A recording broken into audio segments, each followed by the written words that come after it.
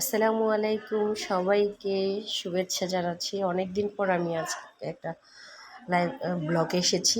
So আজকে কোথায় নিয়ে এসেছি দেখেন। আজকে আমি চট্টগ্রামের রেল স্টেশনে চলে এসেছি। সো আমরা মেয়ের পরীক্ষা, যার কারণে আমরা যাব। কোথায় যাব সেটা দেখতে থাকুন। আমরা এখন টার্মিনালে আছি, রেল টার্মিনালে। সো আমরা একটু পরে ঢুকে যাব ভিতরে।